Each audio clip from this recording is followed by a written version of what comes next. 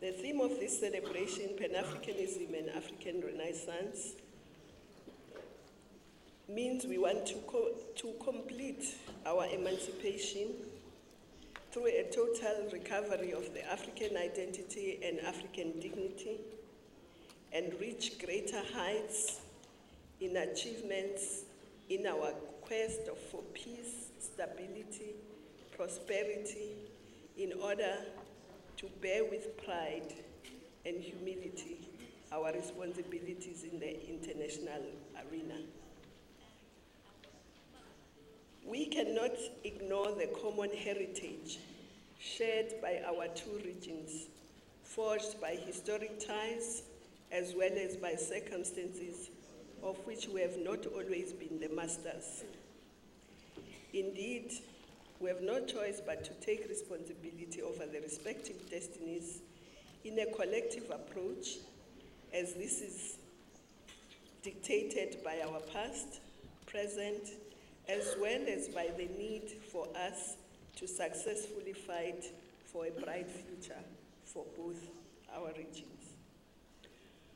We should therefore bear in mind that we as a generation have a historic opportunity through this political framework to establish a common front to address issues that hinder our move towards achieving socio-economic development, social justice, peace within our various regions.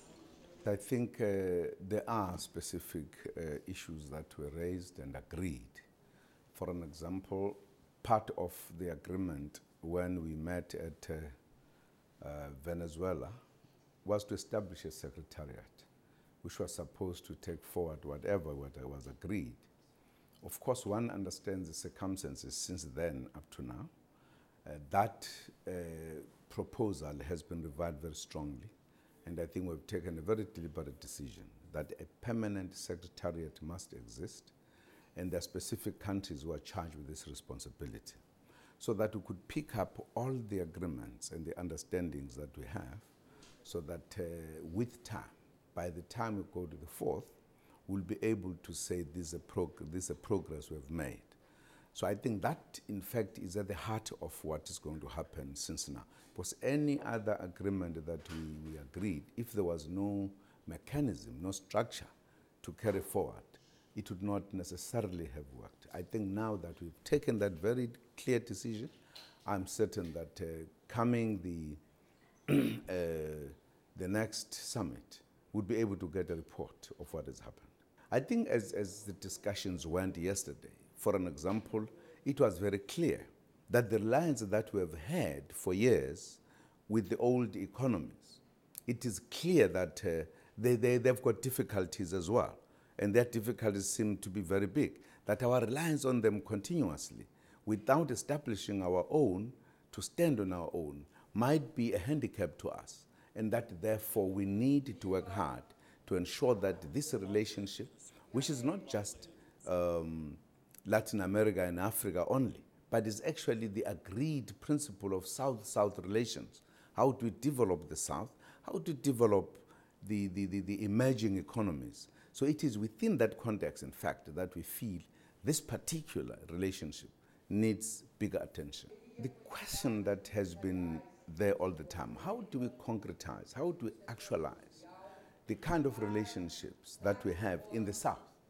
I think you look at IPSA is one of an element to concretize specific countries with specific possibilities. I think the BRICS in itself also actualizes what we need to do in the South, particularly if you take the size and the economies of the countries that are in BRICS. This is one of the things that we are trying to say, how do we bring about concrete programs and things among ourselves? With BRICS coming to South Africa, for an example, what we have done, because the first time in the history of humankind that this kind of grouping meets in the African continent, we have then invited a lot of leaders in the continent, particularly those who are in charge of specific things like the chairpersons of 5 economic regions of the continent, those who are championing the infrastructure, that along the BRICS summit, alongside, we will have a retreat with the BRICS leadership together with a very huge contingent of the African leaders to discuss the issues that affect Africa. As South Africa, we regard our presence in the BRICS as really representing Africa, representing therefore 1 billion people